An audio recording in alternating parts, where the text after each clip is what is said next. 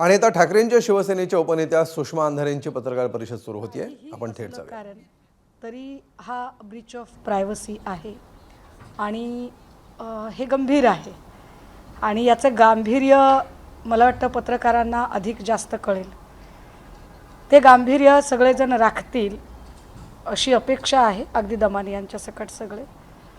पण मला काल अजून एक गोष्ट लक्षात आली, ती अशी की जेव्हा मी ब्रीच ऑफ प्रायव्हसीचा अत्यंत संवेदनशील आणि महत्त्वाचा मुद्दा उचलत आहे, अगदी त्याच वेळेला मूळ मुद्दा मागे पडता कामा नये. आणि मूळ मुद्दा हा आहे की दमानिया असं म्हणाल्या, खरातला 177 कॉल चाकणकरांनी केले, 236 कॉल त्यांची बहीण प्रतिभा चाकणकरीने खरातला केले, तब्बल 17 कॉल हे एकनाथ शिंदेंनी केले, ज्याच्यातले 6 इनकमिंग 7 आउटगोईंग असं काहीतरी त्यांनी संख्या सांगितलेली आहे, आणि दीपक केसरकरांचे काही कॉल. माझे दमानियांवर आक्षेप आहेतच आणि ते राहतील. अगदी दमानियांनी काहीही केलं तरी ते आक्षेप माझे जाणार नाहीत. उलट आज तर अमृता वहिनींनी त्याच्यावर ट्विट करून माझ्या शंकेला शिक्कामोर्तब केलं, हेही तितकंच खरं. त्यामुळे ते आक्षेप माझे जाणार नाहीत. पण माझी अडचण अशी आहे, त्याला म्हणतात ना, धरलं तर चावतंय आणि सोडलं तर पळतंय. तर माझी अडचण अशी आहे की मी आत्ता दमानियांवर जर कॉन्सन्ट्रेट करायला गेले तर मूळ मुद्दा बाजूला पडेल. त्यामुळे हे CDR कुणी काढले आणि कसे काढले यामुळे ब्रीच ऑफ प्रायव्हसी होतच आहे आणि त्यावर निश्चित कारवाई झाली पाहिजे. अगदी दमानियांवर सुद्धा कारवाई झाली पाहिजे या संबंधाने. पण दमानियांनी जी माहिती काढली आणि जी माहिती त्या 3 वेळा सांगत आहेत, ती माहितीसुद्धा दुर्लक्षित करण्यासारखी नाही. त्यामुळे त्या माहितीवर जास्त फोकस करणं गरजेचं आहे. त्यामुळे ज्याने CDR काढले त्याची चौकशी तर व्हावीच, पण ज्याचे CDR निघाले आहेत त्यांच्या चौकशीचं काय, हा महत्त्वाचा मुद्दा आहे. विशेषतः जर राज्याच्या उपमुख्यमंत्र्यांचं नाव दमानिया घेत असतील तर हे गंभीर आहे. आणि काय SIT ही हिम्मत करणार आहे का की त्यांनी एकनाथ शिंदेंची चौकशी करावी? कारण माझ्या अडचणी अशा आहेत की ड्रगच्या प्रकरणामध्ये मी फार म्हणजे फार अगदी 3 वर्षांपासून मी त्याच्यात भांडते आहे, पण त्यात अजूनही म्हणाव्या तशा कुठल्याही चौकशा होत नाहीत, तपास होत नाही, त्याला वेग मिळत नाही. आत्ता हे नवीन अघोरी तंत्रमंत्र विद्येचं प्रकरण आलं आहे. ही अघोरी विद्या, हे तंत्रमंत्र प्रकरण, हे सगळंच महाराष्ट्राला पुन्हा अजून 5-25 वर्ष मागे नेणारी गोष्ट आहे. आणि त्याच्यामध्ये जर नाव महिला आयोगाची एकेकाळची प्रमुख म्हणून चाकणकरांचं येत असेल किंवा राज्याचे मुख्यमंत्री असणाऱ्या व्यक्तीचं नाव जे आता उपमुख्यमंत्री आहेत त्यांचं येत असेल तर हे गंभीर आहे. त्यामुळे हे कॉल एकनाथ शिंदेंनी कशासाठी केले, का केले, याची चौकशी होणं गरजेचं आहे. मी जसं आधी म्हटलं की ज्याने CDR काढले त्याची तर चौकशी झालीच पाहिजे की त्याला CDR कसे मिळाले. पण ज्याचे CDR निघालेत, कारण ज्या अर्थी दमानिया इतक्या वेळा म्हणतात त्या अर्थी दमानियांचं म्हणणं त्याच्यात काही तथ्य असेल.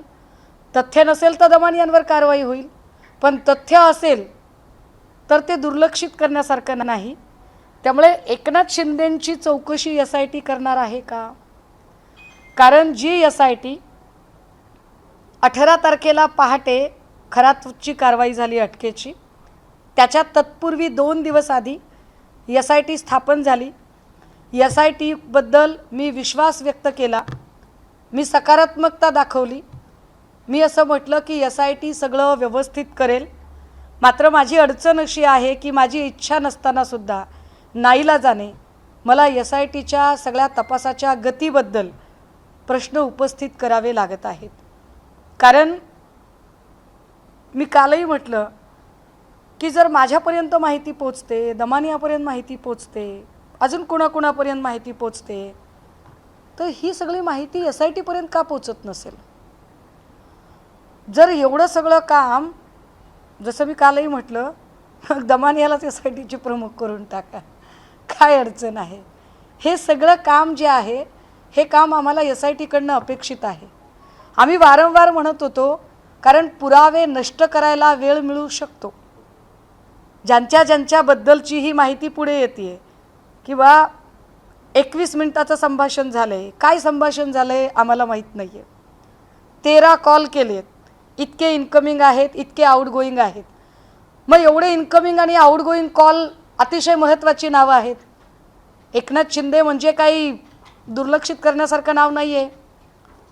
दीपक केसरकर हे दुर्लक्षित करण्यासारखं नाव अजिबात नाही आहे.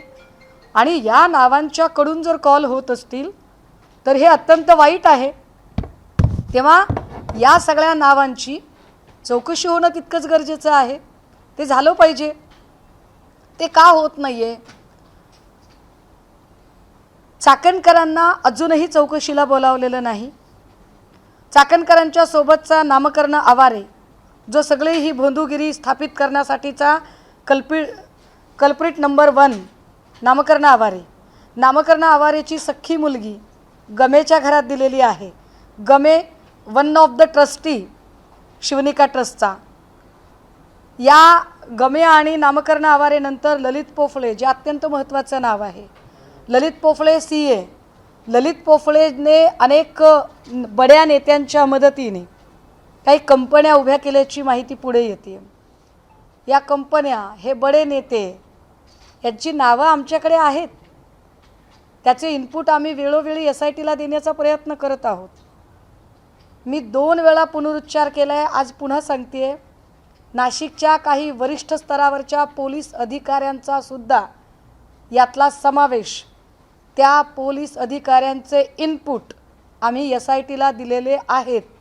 मात्र त्याही दृष्टीने कुठलीही सकारात्मक पावलं पडलेली नाहीत, हेही तितकंच खरं.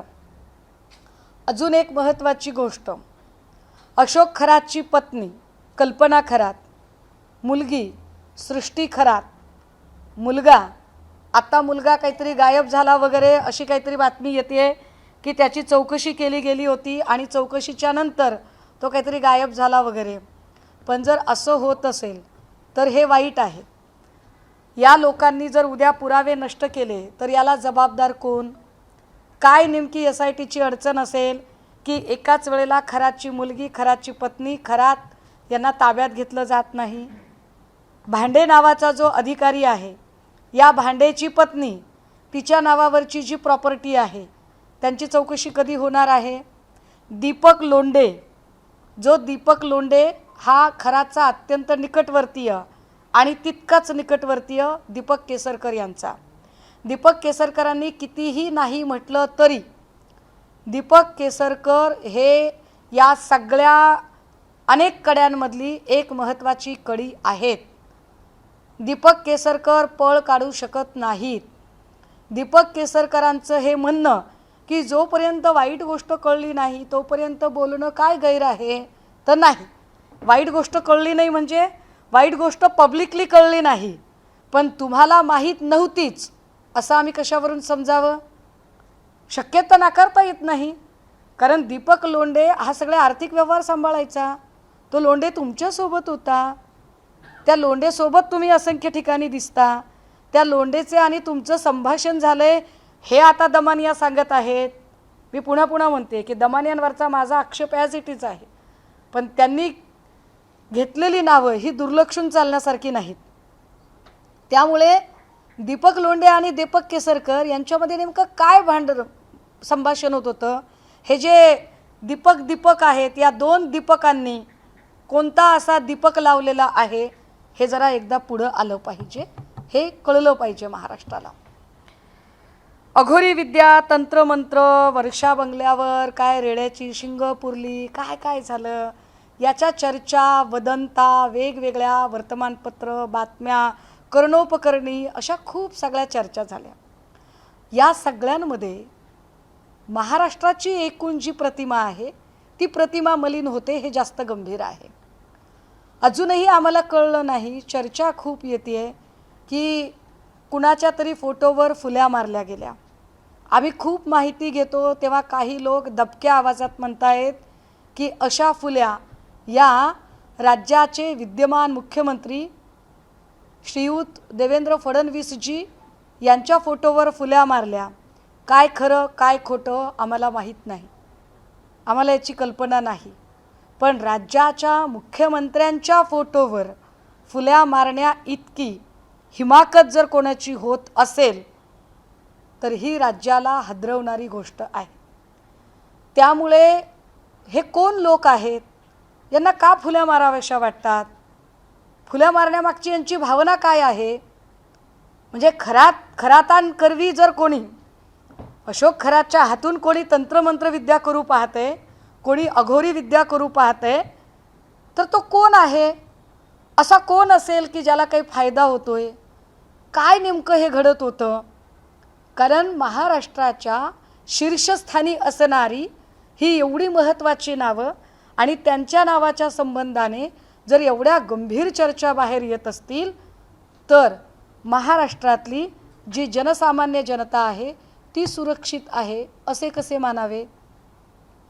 त्यामुळे SIT जर तपासाला वेग घेत नसेल तर या प्रकरणामध्ये अगदी CIDचा समावेश व्हावा असं आमचं म्हणणं आहे.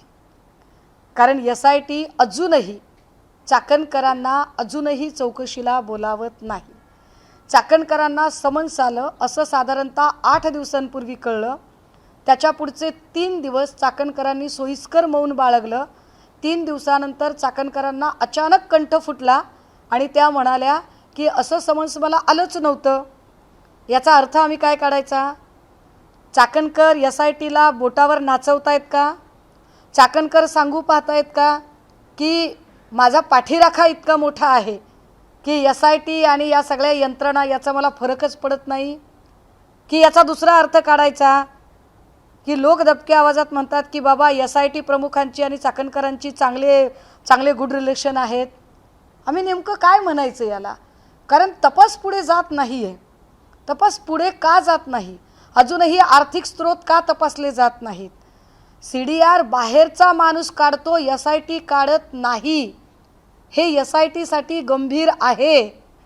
हे ब्रीच ऑफ प्रायव्हसी तर आहेच आहे, पण तो CDR SIT काढू शकत नाही हे SITचं अपयश वाटत नाही का? त्यामुळे परत एकदा विनंती की या सगळ्या लोकांची, कारण ऑन फ्लोअर ऑनरेबल चीफ मिनिस्टरांनी सांगितलेलं होतं की आम्ही आजी माजी सगळ्याच संचालकांची चौकशी करणार आहोत, गृह खातं चौकशी करणार आहे. पण आजी माजी संचालकांची चौकशी झालेली नाही. ती चौकशी होणं गरजेचं. जो कोणी असेल, मी पुन्हा म्हणते, जो कोणी असेल, जी काही 30-40 नावं आहेत त्या 40 नावांमध्ये कोण कोण आहे? काही जण असे पण आहेत जे आमच्या नजरेत आहेत. ABP माझा, उघडा डोळे बघा नीट.